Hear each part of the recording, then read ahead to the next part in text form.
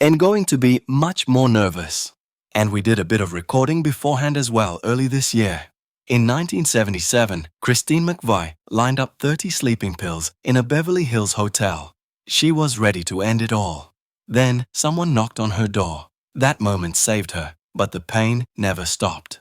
From a mother who held seances to a marriage that destroyed her, Christine's story was heartbreak. She dated a beach boy who drowned. She fought a custody battle that cost $200,000, and in her final years, she became a prisoner in her own home.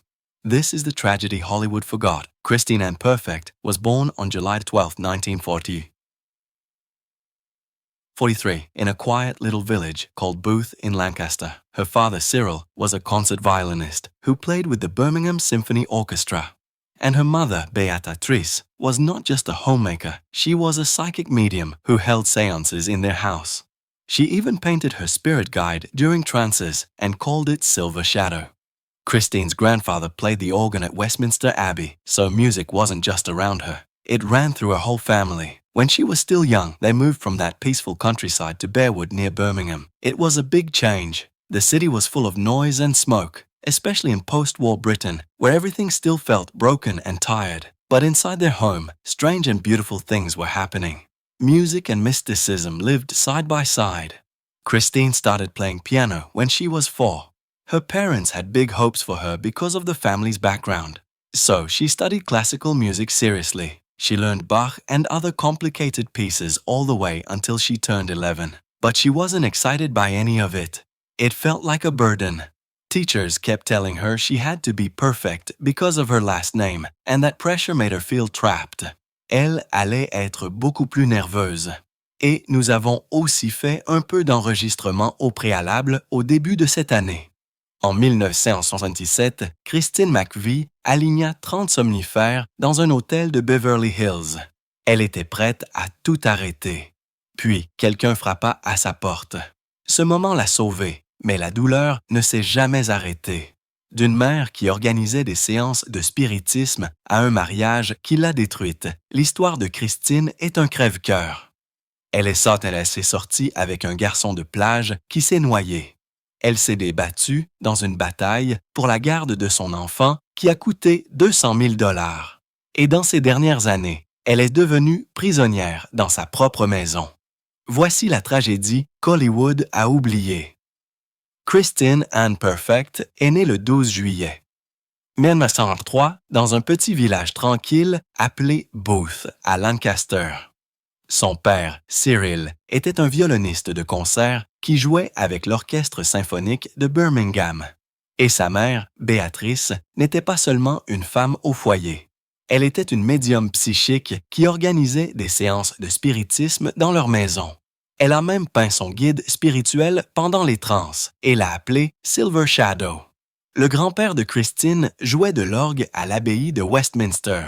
Donc, la musique n'était pas seulement autour d'elle. Elle coulait dans les veines de toute sa famille. Quand elle était encore jeune, ils ont déménagé de cette campagne paisible à Bearwood, près de Birmingham. C'était un grand changement. La ville était pleine de bruit et de fumée, surtout dans la Grande-Bretagne d'après-guerre, où tout semblait encore brisé et fatigué. Mais à l'intérieur de leur maison, des choses étranges et belles se produisaient. La musique et le mysticisme vivaient côte à côte. Christine a commencé à jouer du piano à l'âge de 4 ans. Ses parents avaient de grands espoirs pour elle en raison des antécédents de la famille. Elle a donc étudié la musique classique sérieusement. Elle a appris Bach et d'autres morceaux compliqués jusqu'à l'âge de 11 ans. Mais elle n'était excitée par rien de tout cela. C'était comme un fardeau. Les professeurs n'arrêtaient pas de lui dire qu'elle devait être parfaite à cause de son nom de famille. Et cette pression lui donnait l'impression d'être piégée. Everything changed in the late 1950s when her brother John brought home a Fats Domino songbook. That boogie-woogie rhythm shook something loose inside her.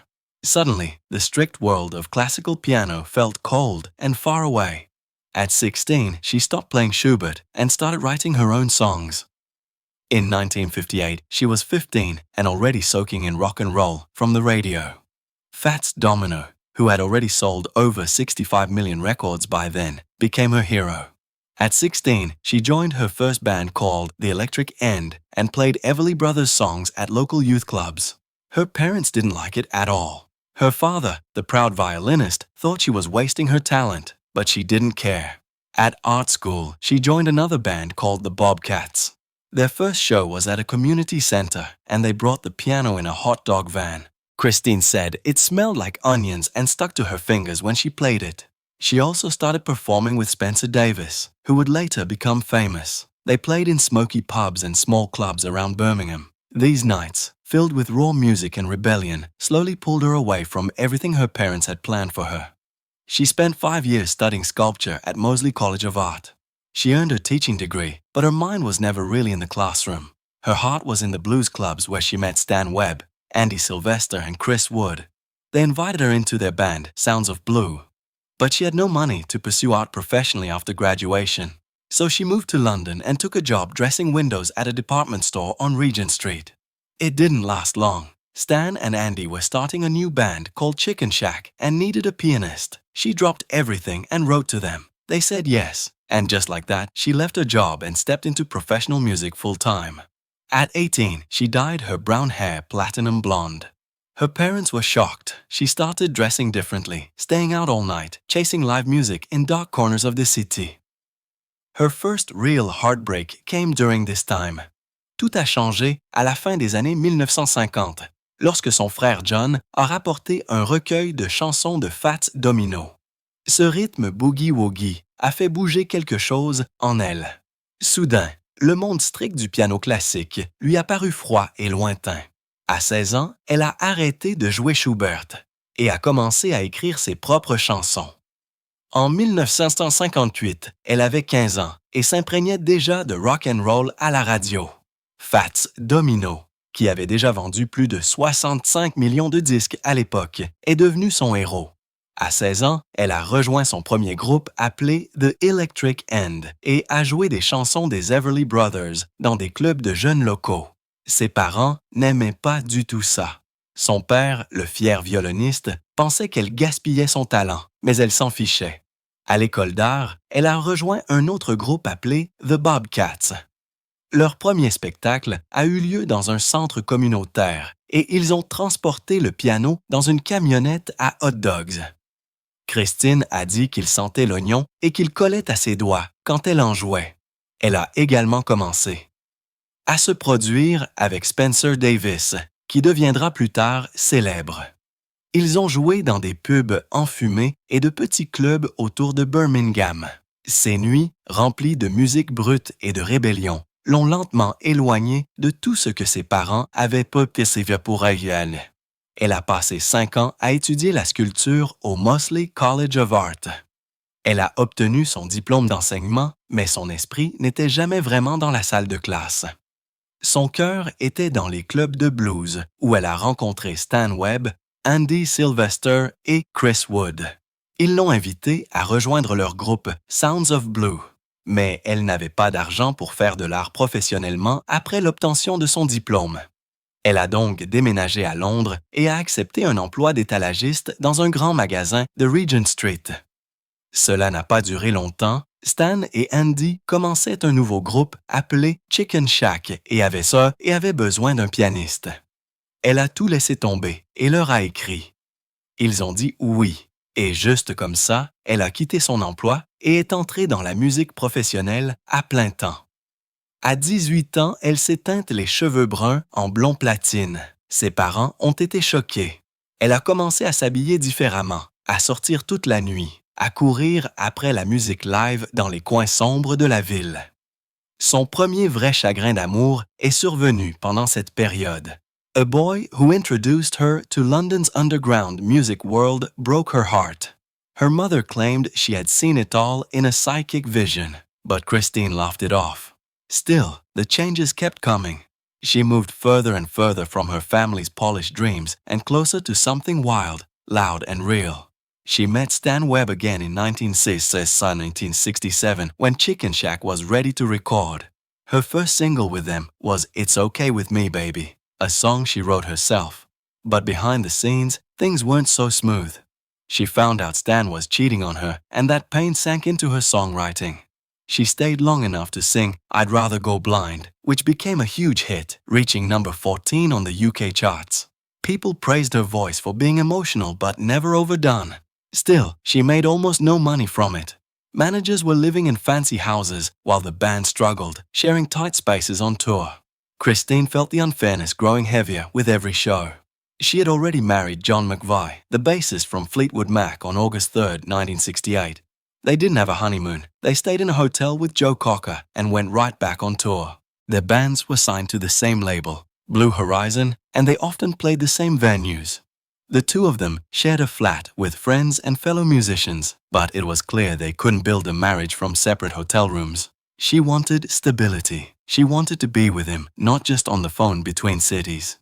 In 1969, she left Chicken Shack at the height of her fame. She had just been named the best female vocalist in Melody Maker 2 years in a row and even got voted as having one of the top 10 pairs of legs in Britain. But she was tired. Tired of the chaos. The label asked her to record one solo album before she left. She agreed and released Christine Perfect. It didn't bring her fortune, but it quietly paved the way for what was next. She later said that she knew she had to leave before she broke down. She was 26 and already worn thin by the endless traveling, unfair contracts, and constant pushing. Un garçon qui lui a fait découvrir le monde de la musique underground londonienne lui a brisé le cœur. Sa mère a affirmé qu'elle avait tout vu dans une vision psychique. Mais Christine a balayé ça d'un rire. Pourtant, les changements n'ont cessé de se produire. Elle s'est éloignée de plus en plus des rêves raffinés de sa famille et s'est rapprochée de quelque chose de sauvage, de bruyant et de réel. Elle a rencontré Stan Webb à nouveau en 1967 lorsque Chicken Shack était prêt à enregistrer. Son premier single avec eux était It's Okay With Me, Baby, une chanson qu'elle a écrite elle-même. Mais dans les coulisses, les choses n'étaient pas si simples. Elle a découvert que Stan la trompait et cette douleur a imprégné son écriture de chansons. Elle est restée assez longtemps pour chanter I'd Rather Go Blind, qui est devenu un énorme succès, atteignant la 14e place des charts britanniques.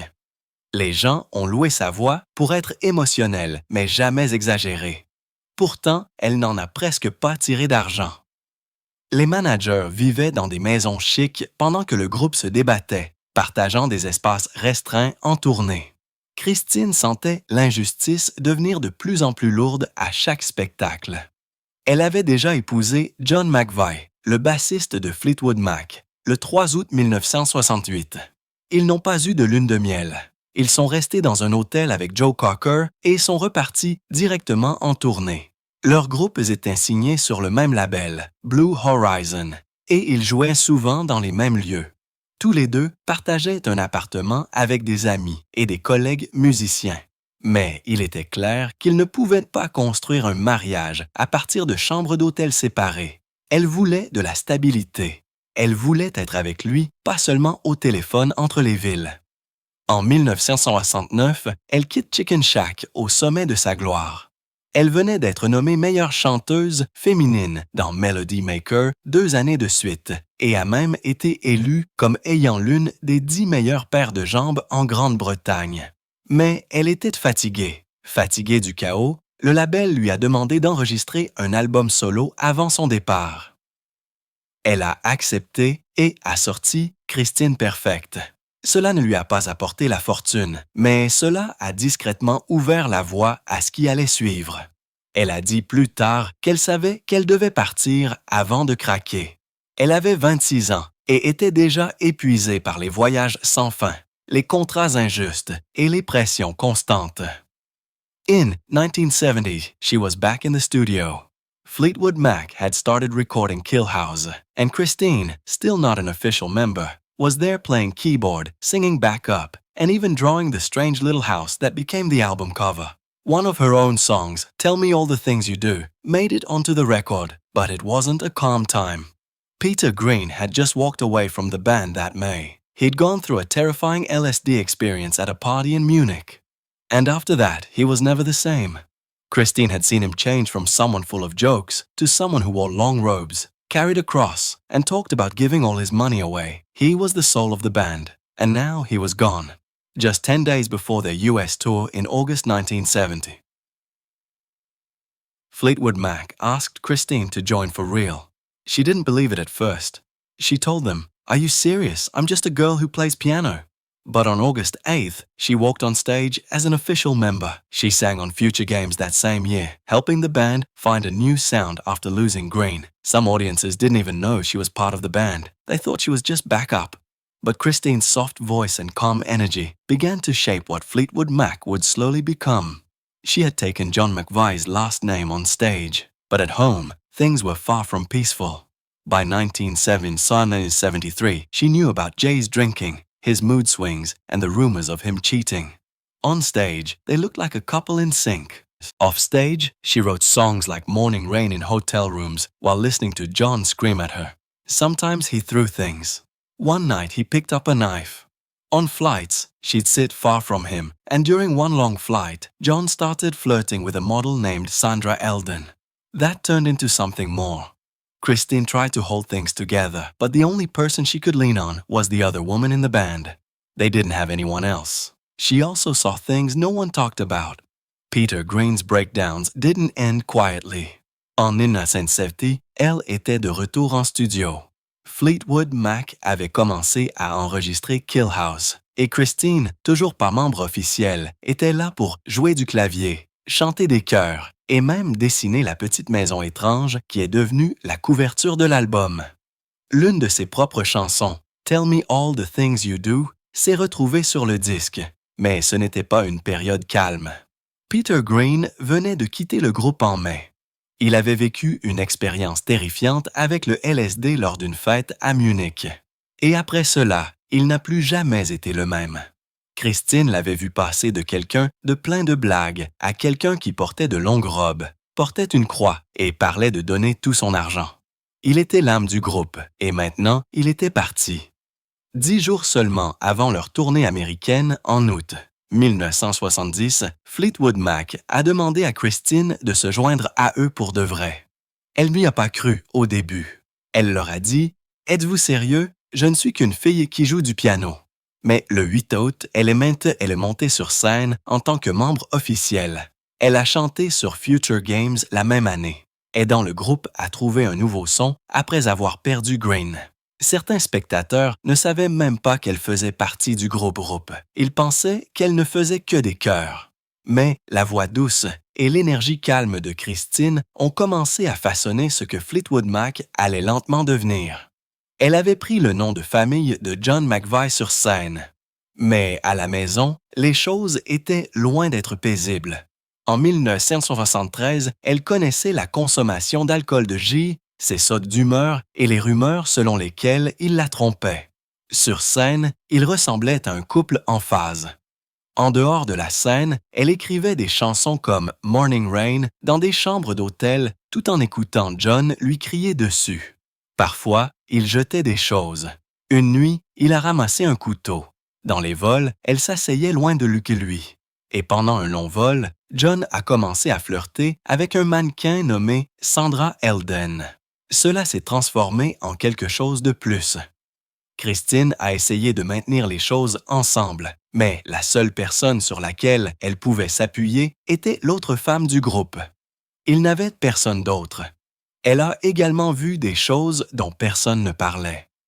Les crises de Peter Green ne se sont pas terminées tranquillement. During a 1970 Philil Moore show, he melted down on stage and Christine had to help him off. The LSD party in Munich had changed him. He said he played the best guitar of his life in that basement but came out crying. After that, he started writing about demons and dreams. One song, The Green Manishi, came from a nightmare where a hellhound chased him, showing how money could destroy a soul. Christine stood by watching all of it, trying to help, but knowing no one could bring him back. In 1971, Christine started working on Future Games again. This time, she stepped up in a new way. She spent $15,000 of her own money on a Moog synthesizer and taught herself how to use it, staying up late alone in the studio. Meanwhile, Danny Kerwin was falling apart. He was drinking a bottle of whiskey before lunch and passing out during takes. Once, she asked him to slow down the tempo of a song. He answered by smashing 3 guitars worth $2,000 each. During a European tour stop in Munich, he threw his amp at John McVie. Christine started recording her vocals at 3 o'clock a.m. just to stay safe. In 1972, while working on Bare Trees, her cover of Spare Me a Little of Your Love became a hit, landing at number 83 on Billboard. But Bob Welch made things worse. He wanted top billing and demanded $500 every day as a creative fee. Christine secretly booked late-night studio sessions at Advision Studios, spending $12,000 of her savings to record without him. When Welch found out, he lost control and smashed the mixing board with a cricket bat, causing $8,000 in damage. She had to climb through a back window just to save the tapes. The album still sold 200,000 copies in 6 months. But the stress made her drop 15. Her insomnia got so bad, it stayed with her for years. By 1973, things hit a personal low. While recording Y in LA, Christine got a call from the hotel manager. Her husband, John, was with a 19-year-old groupie named Jenny Boyd. Christine later found explicit Polaroids in his guitar case. Still, she kept recording. Lors d'un spectacle de Phil Ilmore en 1970, il a craqué sur scène et Christine a dû l'aider à sortir. La fête au LSD à Munich l'avait changé. Il a dit qu'il avait joué de la meilleure guitare de sa vie dans ce sous-sol, mais qu'il en était ressorti en pleurant. Après cela, il a commencé à écrire sur les démons et les rêves. Une chanson, The Green Manishi, est née d'un cauchemar où un chien de l'enfer le poursuivait, montrant comment l'argent pouvait détruire une âme. Christine est restée là à regarder tout cela, essayant d'aider, mais sachant que personne ne pouvait le ramener. En 1971, Christine a recommencé à travailler sur Future Games. Cette fois, elle a franchi une nouvelle étape. Elle a dépensé 15 000 $ de son propre argent pour un synthétiseur Moog et a appris à l'utiliser, restant éveillée tard seule dans le studio. Pendant ce temps, Danny Kerwin s'effondrait. Il buvait une bouteille de whisky avant le déjeuner et s'évanouissait pendant les prises. Une fois, elle lui a demandé de ralentir le tempo d'une chanson. Il a répondu en brisant 3 guitares d'une valeur de 2 000 $ chacune. Lors d'une étape de la tournée européenne à Munich, il a jeté son ampli sur John McVie. Christine a commencé à enregistrer ses voix à 3 heures du matin juste pour rester en sécurité. En 1972, tout en travaillant sur Bare Trees, sa reprise de Spare Me a Little of Your Love est devenue un succès, se classant au numéro 83 du Billboard. Mais Bob Welch a empiré les choses. Il voulait être en tête d'affiche et exigeait 500 $ par jour à titre de frais de création. Christine a secrètement réservé des séances de studio tard le soir aux Advision Studios, dépensant 12 000 $ de ses économies pour enregistrer sans lui. Quand Welch l'a découvert, il a perdu le contrôle et a fracassé la table de mixage avec une batte de cricket, causant 8 000 $ de dégâts. Elle a dû passer par une fenêtre arrière juste pour sauver les bandes. L'album s'est tout de même vendu à 200 000 exemplaires en 6 mois. Mais le stress lui a fait perdre 15 livres. Son insomnie est devenue si grave qu'elle l'a suivi pendant des années. En 1973, les choses ont atteint un point bas personnel. Pendant l'enregistrement de Why? À Los Angeles, Christine a reçu un appel du directeur de l'hôtel. Son mari, John, était avec une groupie de 19 ans nommée Jenny Boyd.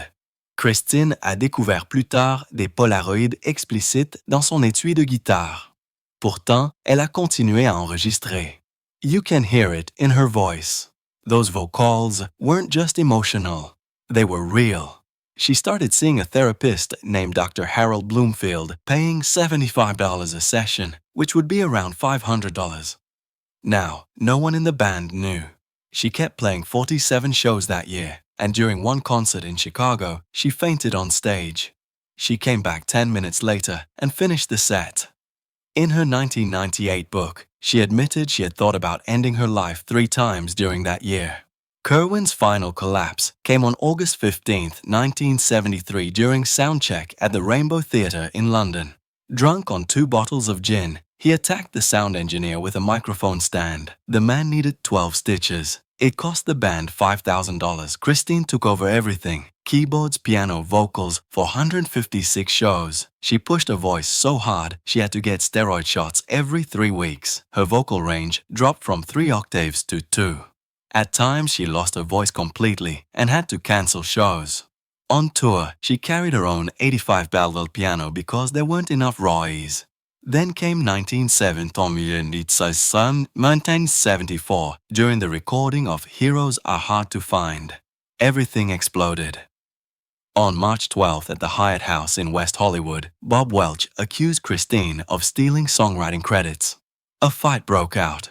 Guitars got smashed. A Hammond organ was destroyed. The total damage hit $3,500. Neighbors heard screaming and breaking glass. The police were called. Christine was left with a bruised rib. She sat in the hotel, writing a resignation letter.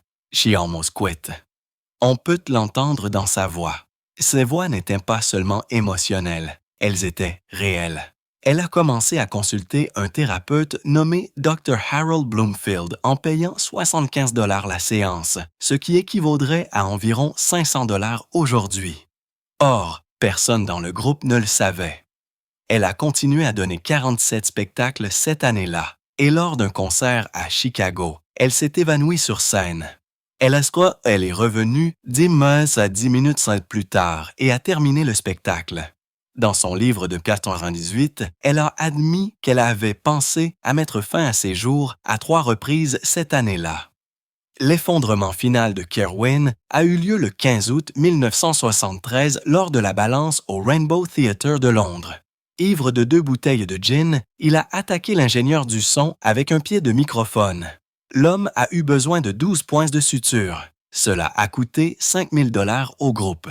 Christine a tout pris en charge. Clavier, piano, voix pour 156 spectacles. Elle a tellement forcé sa voix qu'elle a dû se faire des injections de stéroïdes toutes les 3 semaines.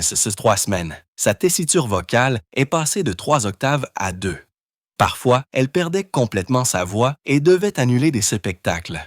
En tournée, elle transportait son propre piano de 45 livres parce qu'il n'y avait pas assez de roadies. Puis, 1975 pendant l'enregistrement de Heroes Are Hard to Find.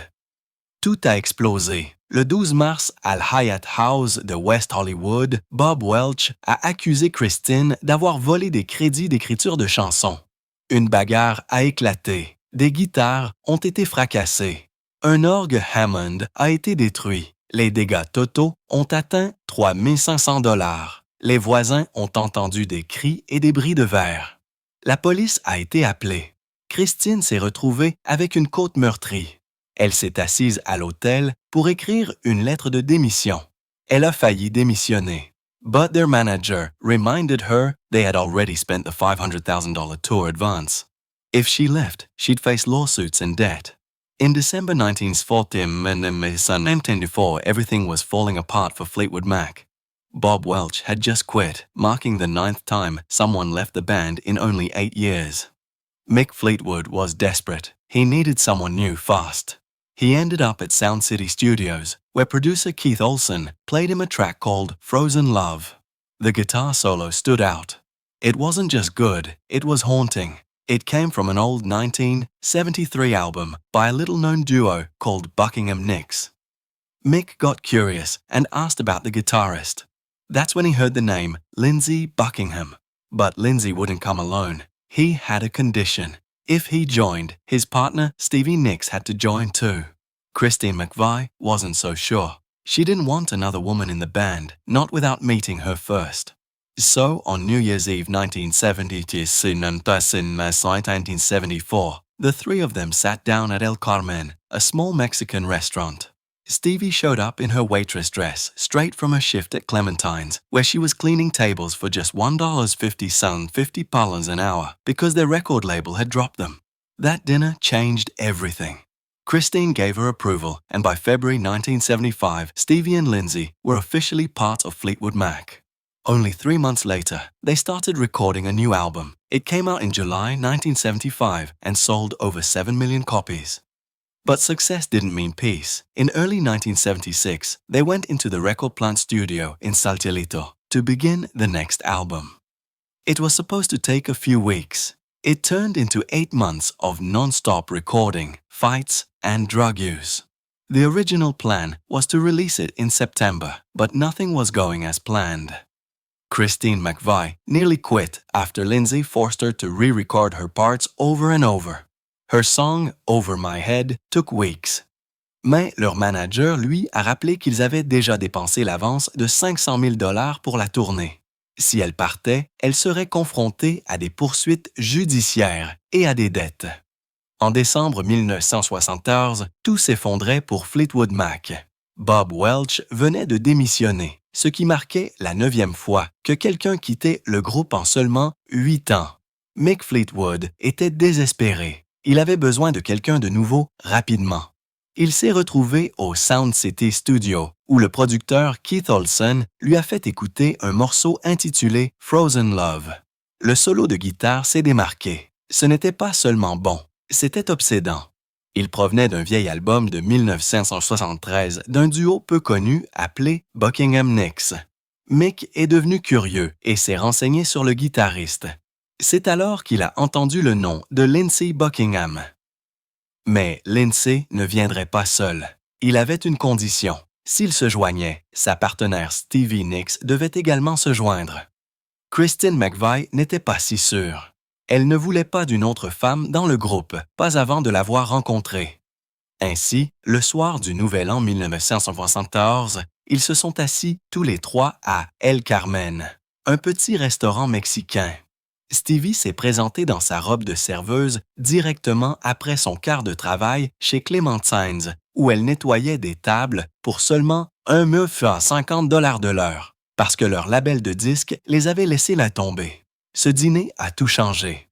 Christine a donné son approbation et en février 1975, Stevie et Lindsey faisaient officiellement partie de Fleetwood Mac. Seulement 3 mois plus tard, ils ont commencé à enregistrer un nouvel album. Il est sorti en juillet 1975 et s'est vendu à plus de 7 millions d'exemplaires. Mais le succès ne signifiait pas la paix. Au début de 1976, ils sont entrés dans le studio d'enregistrement de Saltilito pour commencer le prochain album. C'était censé prendre quelques semaines. Cela s'est transformé en 8 mois d'enregistrement non-stop, de combats et de consommation de drogue. Le plan initial était de le sortir en septembre, mais rien ne se passait comme prévu. Christine McVie a failli démissionner après que Lindsey l'ait forcé à réenregistrer ses parties à maintes reprises. Sa chanson « Over My Head » a pris des semaines. She suffered a bad asthma attack from all the smoke in the studio and had to step outside for oxygen during sessions. But she still came in one night alone and recorded Songbird in a single take. That song became her most emotional work, written right in the middle of her divorce from John McVie. Things were getting worse. The master tapes got damaged from being played too many times. They had to bring in a specialist with strange equipment who sat there for days trying to save the recordings by matching the broken parts to backup copies using just headphones. The band had to cancel a full tour in fall 1976 just to finish the album. That cost them around $2 million. While all this was happening, Christine was hiding something big. Her marriage to John was falling apart. And during the 1975 tour, she started secretly seeing the band's lighting director, Cary Grant. She even wrote, "You make loving fun about him," but told everyone it was about her dog to avoid drama. John found out anyway. He told Mick Fleetwood, who confronted Cary. Cary was eventually fired. Stevie Nicks found out and questioned Christine in 1977. That nearly broke the band completely, and there was more. Christine later got involved with a roadie named Curtis Cupid. She admitted those relationships made her feel ashamed, like she was losing herself. John started acting strange. He would walk around hotel hallways in the middle of the night yelling her name while she stayed locked in her room. At the same time, Christine found herself stuck between Stevie and Lindsay's endless fights. They had broken up as a couple, and now they wouldn't talk unless Christine passed the messages. They'd sit in different hotel rooms and only speak to her. In the studio, it was worse. Lindsay's obsession with control clashed with Stevie's emotional, mystical way of creating music. Christine became the go-between, even as she was falling apart herself. Then it got even more complicated. Mick Fleetwood, the drummer, told Stevie he loved her. They started their own affair, hidden under layers of drugs and stress. Elle a souffert d'une grave crise d'asthme à cause de toute la fumée dans le studio et a dû sortir pour prendre de l'oxygène pendant les sessions. Mais elle est quand même venue un soir seule et a enregistré Songbird en une seule prise. Cette chanson est devenue son œuvre la plus émouvante, écrite en plein milieu de son divorce, avec John McVie. Les choses empiraient. Les bandes maîtresses ont été endommagées pour avoir été jouées trop de fois. Ils ont dû faire venir un spécialiste avec un équipement étrange qui est resté assis là pendant des jours à essayer de sauver les enregistrements, en faisant correspondre les parties brisées aux copies de sauvegarde en utilisant uniquement des écouteurs. Le groupe a dû annuler une tournée complète à l'automne 1976 juste pour terminer l'album. Cela leur a coûté environ 2 millions de dollars. Pendant que tout cela se passait, Christine cachait quelque chose d'important. Son mariage avec John s'effondrait. Et pendant la tournée de 1975, elle a commencé à fréquenter secrètement le directeur de l'éclairage du groupe, Cary Grant. Elle a même écrit « You make loving fun about him, but told everyone it was about her dog to avoid drama. » Tu te moques de lui, mais tu as dit à tout le monde qu'il s'agissait de son chien pour éviter les drames. John l'a découvert quand même. Il l'a dit à Mick Fleetwood, qui a confronté Cary. Cary a finalement été renvoyé. Stevie Nicks l'a découvert et a interrogé Christine en 1977. Cela a failli briser le groupe complètement. Et il y avait. Through all of this, Christine and Stevie became close friends in a band full of men that were the only support each other had. Despite the chaos, the album got done.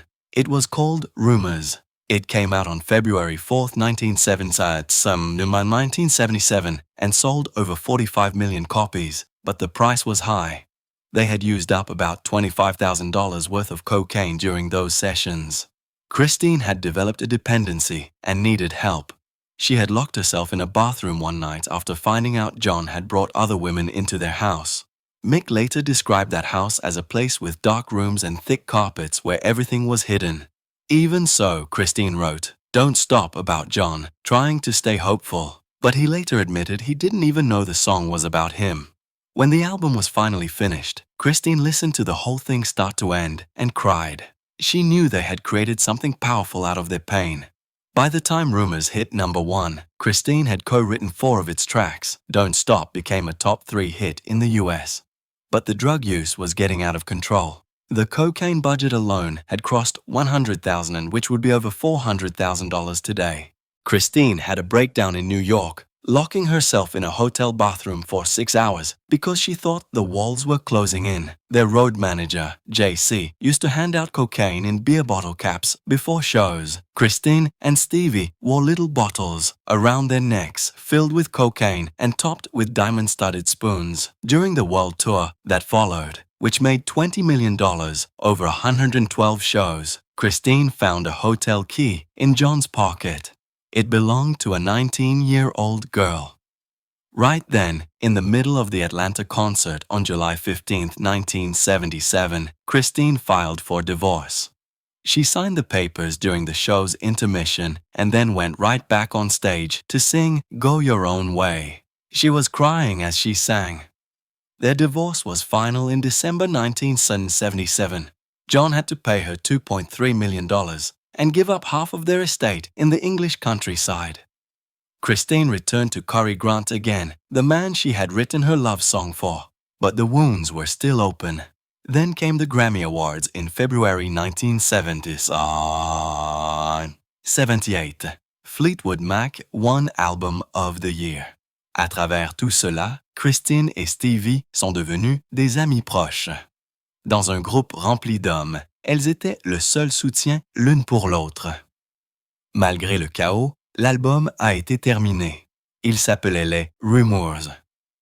Il est sorti le 4 février 1977 et s'est vendu à plus de 45 millions d'exemplaires, mais le prix était élevé. Elles avaient consommé environ 25 000 $ de cocaïne pendant ces sessions.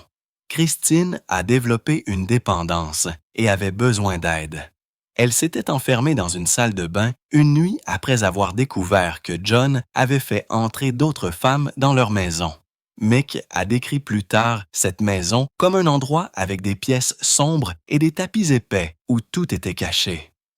Malgré tout, Christine a écrit « Don't Stop » à propos de John, essayant de rester pleine d'espoir. Mais il a admis plus tard qu'il ne savait même pas que la chanson parlait de lui. Lorsque l'album a finalement été terminé, Christine a écouté tout le disque du début à la fin et a pleuré. Elle savait qu'elles avaient cessé de créer quelque chose de puissant à partir de leur douleur. Au moment où Rumour a atteint la première place, Christine avait coécrit 4 de ses titres. Don't Stop est devenu un succès dans le top 3 aux États-Unis. Mais la consommation de drogue devenait incontrôlable. Le budget de la cocaïne à lui seul avait dépassé les 100 000 $, ce qui représenterait plus de 400 000 $ aujourd'hui. Christine a eu une crise de nerfs à New York, s'enfermant dans une salle de bain d'hôtel pendant 6 heures parce qu'elle pensait que les murs se refermaient. Leur régisseur, Jesse, distribuait de la cocaïne dans des capsules de bouteilles de bière avant les spectacles. Christine et Stevie portaient de petites bouteilles autour du cou remplies de cocaïne et surmontées de cuillères incrustées de diamants. Pendant la tournée mondiale qui a suivi, qui a rapporté 20 millions de $ sur 112 spectacles, Christine a trouvé une clé d'hôtel dans la poche de John. Elle appartenait à une fille de 19 ans. C'est alors, au milieu du concert d'Atlanta, le 15 juillet 1977, que Christine a demandé le divorce. Elle a signé les papiers pendant l'entracte du spectacle, puis est remontée sur scène pour chanter « Go Your Own Way ». Elle pleurait en chantant. Leur divorce a été prononcé en décembre 1977. John a dû lui verser 2,3 millions de $ et renoncer à la moitié de leur domaine dans la campagne anglaise. Christine est revenue vers Cary Grant, l'homme pour qui elle avait écrit sa chanson d'amour. Mais les blessures étaient encore ouvertes. Puis sont venus les Grammy Awards en février 1978. Fleetwood Mac a remporté l'album de l'année. Christine stood there and gave a speech thanking the chaos that created magic. But behind the smile, she was breaking. In March, she checked into a London clinic for 3 weeks. She wrote songs on napkins and matchbooks, but never released most of them. One was called Empty Rooms with lyrics saying she felt like she was dying inside while the world cheered outside. She later admitted she thought about ending her life twice. Once she had lined up 30 sleeping pills in a Beverly Hills hotel before Mick Fleetwood knocked on her door, not knowing he had just saved her. She kept her Grammy boxed up for 2 years because it reminded her of that dark time. When they made their next album, Tusk, in 1979, Christine decided to try something new. She wrote Beautiful Child, which had a totally different sound. The whole album cost $1.4 million to make, a record-breaking amount back then.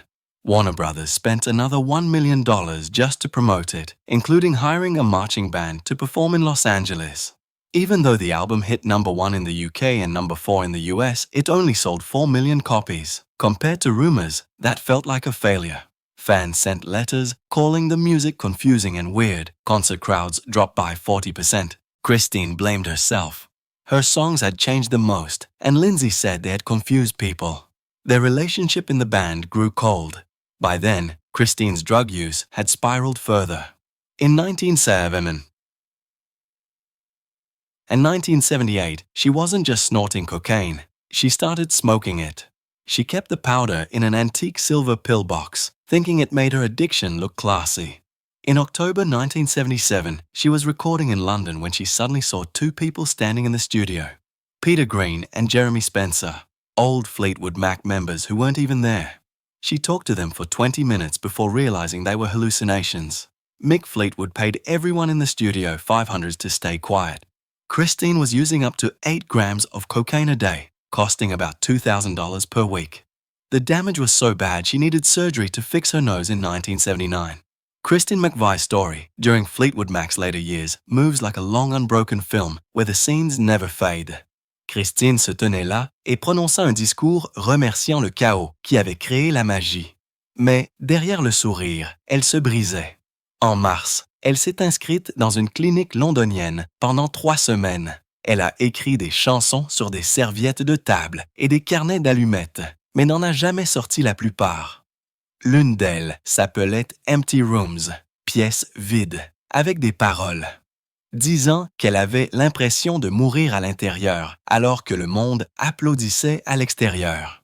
Elle a admis plus tard qu'elle avait pensé à mettre fin à ses jours à 2 reprises.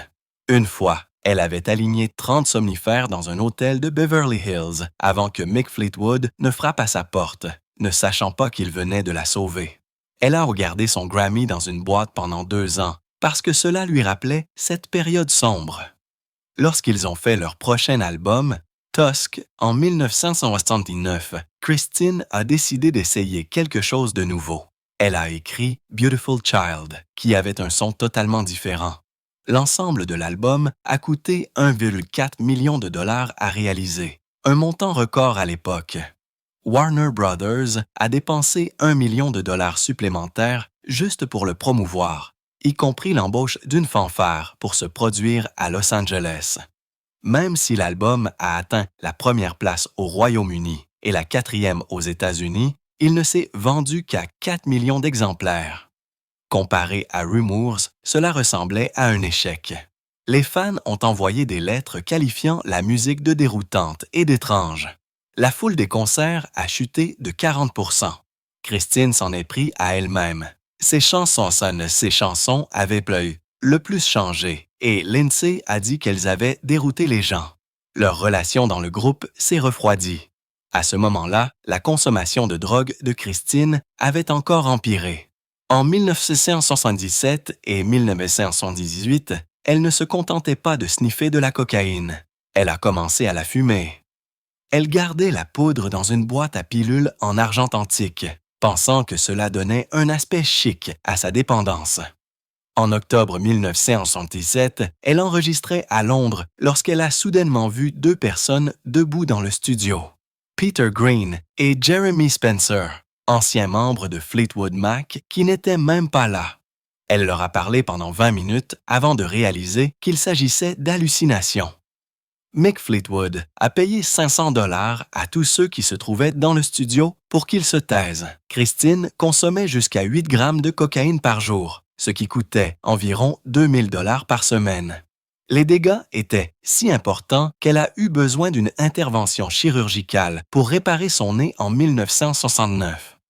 L'histoire de Christine McVie pendant les dernières années de Fleetwood Mac se déroule comme un long film ininterrompu où les scènes ne s'estompent jamais.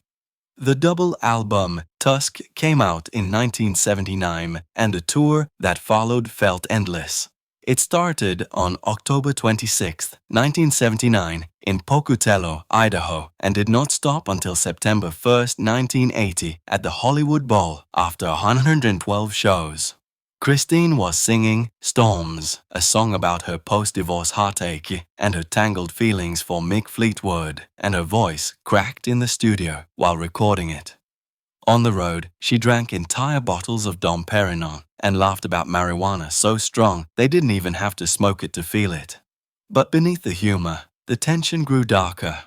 In 1980, Lindsey Buckingham tried to start a romance with her. She turned him down and the rejection ended with a violent fight in the studio.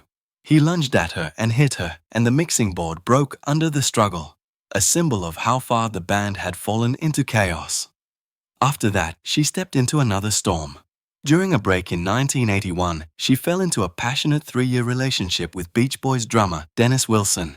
He met her while Tusk was still being recorded and moved into her Coldwater Canyon house.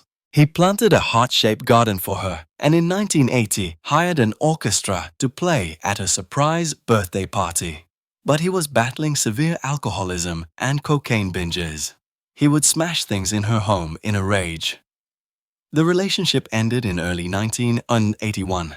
On December 28, 1983, Dennis Wilson drowned at Marina del Rey while diving for objects he had thrown into the water. Christine blamed herself for his death and carried that guilt for years.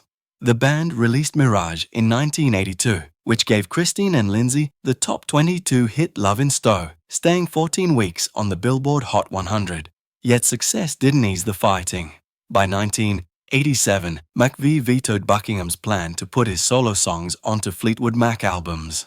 That argument exploded at her house. He shouted, called them selfish, then physically attacked Stevie Nicks, slapping her and bending her over the hood of a car in Christine's courtyard. McVie later confirmed there was a physical fight, and it was ugly. Buckingham's departure left the group scrambling for replacements and ended the most successful version of Fleetwood Mac.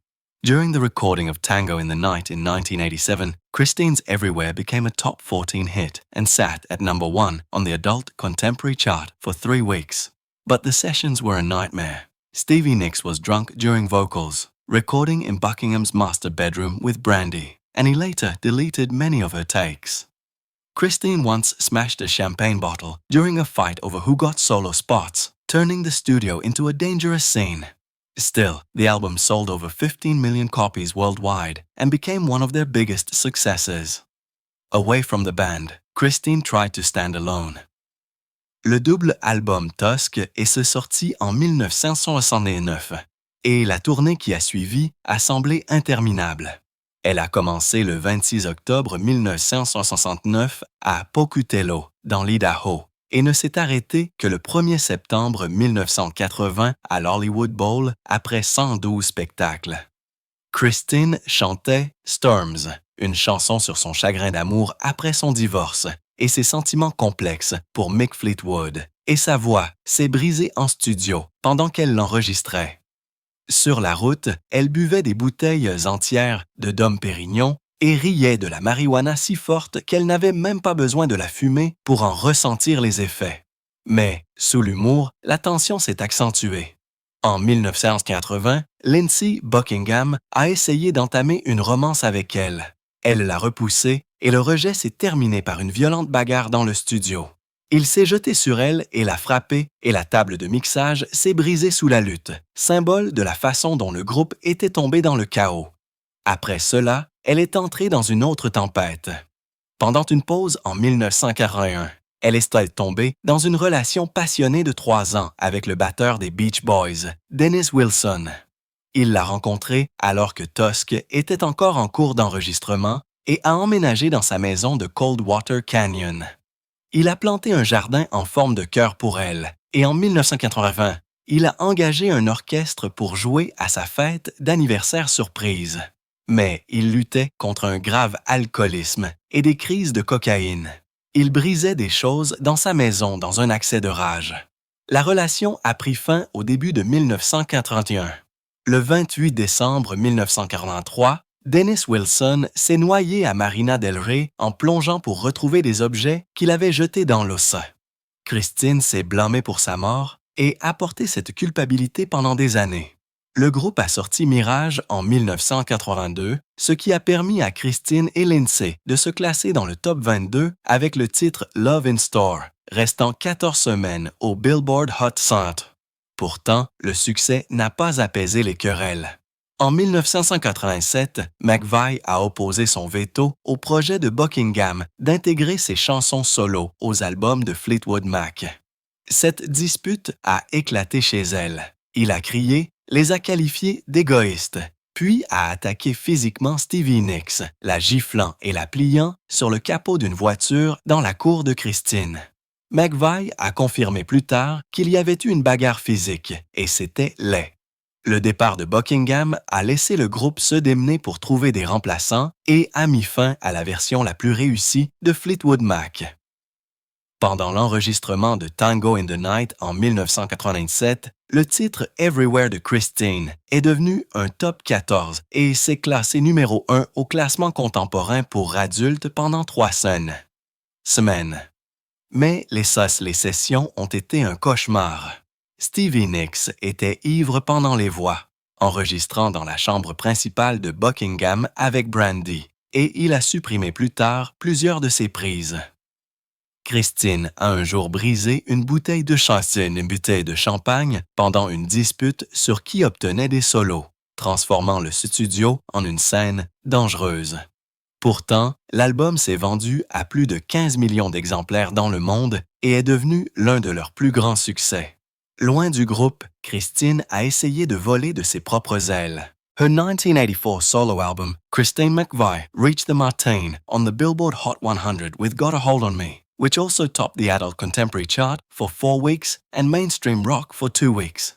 It was the first time any Fleetwood Mac member had scored a #1 adult contemporary hit and earned her a BMI citation in 1985. But Warner Brothers pressed her to sound less pop and more rock, and the pressure drained her joy. The album's money funded her divorce from John McVie, but left her questioning her artistic integrity. She married Portuguese keyboardist Eddie Quintela on October 18, 1986. He co-wrote Little Lies for Tango in the Night, but their love turned sour. He barred Fleetwood Mac members from their wedding and even from her 50th birthday party in 1993. During the 1990 Behind the Mask sessions, Christine hid their arguments behind a professional face. Quintela gave her ultimatums to stop touring. The marriage ended in 2003 amid allegations he cheated with her personal assistant. By 1993, Christine's mental health was fraying. She released a compilation called A Cut Above, but refused to tour. Therapy sessions revealed her lifelong fear of abandonment from her strict, emotionally distant parents. She learned how these wounds had kept her in unhealthy relationships with John McVie and Eddie Quintela. In 1990, she had tried to create the family she never had by adopting 2 of Quintela's stepchildren. When the marriage collapsed in 1997, a brutal custody battle followed. Quintela's wealthy family hired lawyers who challenged her fitness as a parent, dragging the case on for months and costing over $200,000.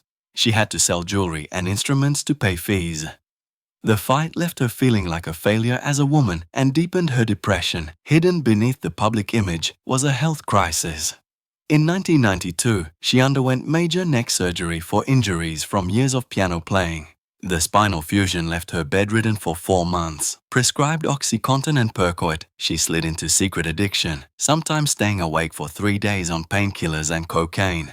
She canceled shows claiming scheduling conflicts while actually battling withdrawal. She didn't overcome the addiction until 2004 when she finally sought help and gave up smoking and alcohol. In 1993, she developed severe agoraphobia. When Fleetwood Mac planned a South American tour, she couldn't face flying. She quit the band by calling Mick Fleetwood from her bed.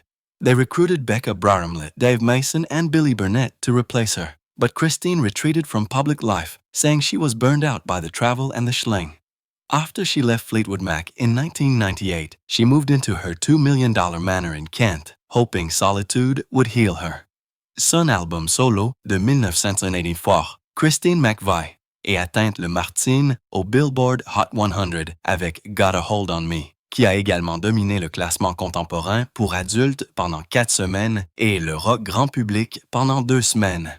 C'était la première fois qu'un membre de Fleetwood Mac marquait un succès numéro 1 dans le domaine de la musique contemporaine pour adultes, ce qui lui a valu une citation du BMI en 1945.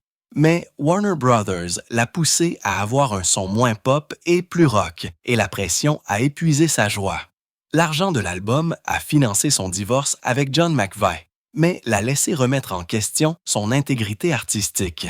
Elle a épousé le claviériste portugais Eddie Quintela le 18 octobre 1986. Il a coécrit Little Lies pour Tango in the Night, mais leur amour a tourné au vinaigre.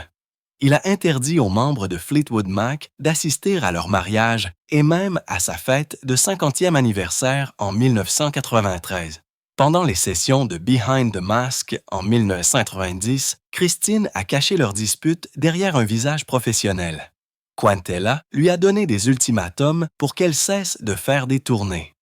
Le mariage s'est terminé en 2003 au milieu d'allégations selon lesquelles il l'aurait trompée avec son assistante personnelle.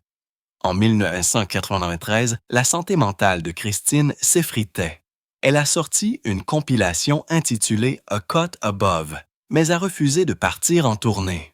Les séances de thérapie ont révélé sa peur permanente de l'abandon par ses parents stricts et émotionnellement distants. Elle a appris comment ses blessures l'avaient maintenue dans des relations malsaines avec John McVie et Eddie Quintella. En 1990, elle avait essayé de créer la famille qu'elle n'avait jamais eue en adoptant 2 des beaux enfants de Quintella. Lorsque le mariage s'est effondré en 1997, une bataille brutale pour la garde des enfants s'en est suivie. La riche famille de Quintella a engagé des avocats qui ont contesté son aptitude à être parent, faisant traîner l'affaire pendant des mois et coûtant plus de 200 000 $. Elle a dû vendre des bijoux et des instruments pour payer les honoraires. La lutte lui a donné l'impression d'être un échec en tant que femme et a accentué sa dépression. Cachée sous l'image publique se trouvait une crise de santé. En 1992, elle a subi une importante opération au cou pour des blessures causées par des années de pratique du piano. La fusion vertébrale l'a clouée au lit pendant 4 mois. Sous ordonnance d'oxycontin et de Percocet, elle a sombré dans une dépendance secrète, restant parfois éveillée pendant 3 jours sous l'effet d'analgésiques et de cocaïne. Elle a annulé des spectacles en invoquant des conflits d'horaires alors qu'elle luttait en fait contre le sevrage. Elle n'a surmonté sa dépendance qu'en 2004, lorsqu'elle a finalement demandé de l'aide et a renoncé à fumer et à boire de l'alcool. En 1993, elle a développé une grave agoraphobie. Lorsque Fleetwood Mac a planifié une tournée en Amérique du Sud, elle n'a pas pu faire face au vol. Elle a quitté le groupe en appelant Mick Fleetwood depuis son lit. Ils ont recruté Becca Braramlett, Dave Mason et Billy Burnett pour la remplacer, mais Christine s'est retirée de la vie publique, disant qu'elle était épuisée par les voyages et les tourments. Après avoir quitté Fleetwood Mac en 1958, elle a emménagé dans son manoir de 2 millions de dollars dans le Kent, espérant que la solitude la guérirait. Instead, it trapped her. By 2003, she could barely walk to her garden gate without panic attacks. She survived on grocery deliveries and rare pub visits. Locals whispered about the reclusive rock star. Neighbors saw her bedroom light on at 3:00 a.m., proof of nights spent awake in isolation. Around 2010, she had a terrifying fall down the stone stairs of the manor at 2:00 a.m., fracturing 2 ribs and her left wrist. She lay on the floor for over an hour before crawling to a phone. Friends revealed she was drinking up to 2 bottles of wine a day and mixing it with painkillers. Empty bottles were hidden behind books, under beds, even in vases. The fall forced her to see that alcohol was not just numbing her pain, but endangering her life. Her return to the stage in 2014 for the On With The Show tour looked like triumph, but felt like terror. The tour grossed $200 million across 120 shows, but she still gripped her airplane seat so hard her knuckles turned white. Once in Phoenix, she refused to board a flight, forcing a Denver show cancellation that cost $2 million. Performing saved her life, but travel nearly broke her spirit. Her last public performance came at Oracle Park in San Francisco in 2019. She appeared frail, down to 98 allelons from her healthy 125. By early 2022, she had metastatic cancer, but kept it secret. A stroke hit her on November 28, 2022, and she died on November 30th at age 79 with only a nurse present. Stevie Nicks wasn't allowed a goodbye. Christine had asked for privacy, even in death. The 2024 biography, Songbird, revealed more than anyone expected. Her unpublished diaries from 2015 to 2021 spoke of feeling cursed for breaking Fleetwood Mac's unity and guilty for denying fans a farewell tour. Over 40 new songs were found on her piano, including one titled Goodbye, Yellow Brick Road to Hell, describing suicidal thoughts during her darkest agoraphobic years. The book sold over 500,000 copies in its first month. Stevie Nicks declared Fleetwood Mac was buried with Christine. The woman who wrote Don't Stop had, in truth, stopped living years before she stopped breathing. Au lieu de cela, cela l'a piégée. En 2003, elle pouvait à peine marcher jusqu'à la porte de son jardin sans avoir de crise de panique. Elle survivait grâce aux livraisons d'épicerie et aux rares visites de pubs. Les habitants chuchotaient au sujet de la rockstar recluse. Les voisins voyaient la lumière de sa chambre allumée à 3 heures du matin, preuve de nuits passées éveillées dans l'isolement. Vers 2010, elle a fait une chute terrifiante dans les escaliers en pierre du manoir à 2 heures du matin, se fracturant 2 côtes et le poignet gauche. Elle est restée allongée sur le sol pendant plus d'1 heure avant de ramper jusqu'à un téléphone. Des amis ont révélé qu'elle buvait jusqu'à 2 bouteilles de vin par jour et qu'elle mélangeait le tout avec des analgésiques. Des bouteilles vides étaient cachées derrière des livres, sous des lits, même dans des vases. La chute l'a forcée à constater que l'alcool ne faisait pas qu'anesthésier sa douleur, mais qu'il mettait sa vie en danger. Son retour sur scène en 2014 pour la tournée On With The Show ressemblait à un triomphe, mais se sentait comme une terreur.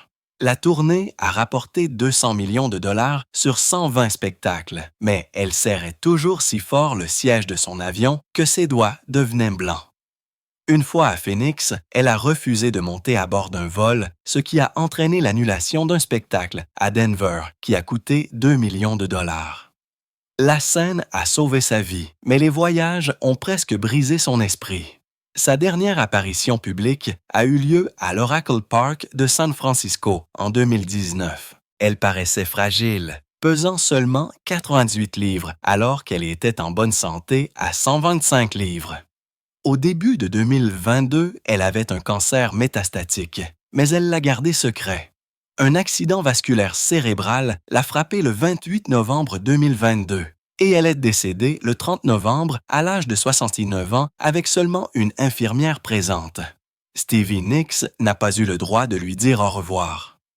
Christine avait demandé le respect de sa vie privée, même dans la mort. La biographie de 2024, Songbird, a révélé plus que ce à quoi quiconque s'attendait. Ces journaux intimes inédits de 2015 à 2021 parlaient du sentiment d'être maudite pour avoir brisé l'unité de Fleetwood Mac et coupable d'avoir refusé aux fans une tournée d'adieu. Plus de 40 nouvelles chansons ont été trouvées sur son piano, dont une intitulée « Goodbye Yellow Brick Road to Hell », décrivant ses pensées suicidaires pendant ses années les plus sombres d'agoraphobie. Le livre s'est vendu à plus de 500 000 exemplaires au cours de son premier mois. Stevie Nicks a déclaré que Fleetwood Mac avait été enterré avec Christine. La femme qui a écrit Don't Stop avait en vérité cessé de vivre des années avant de cesser de respirer.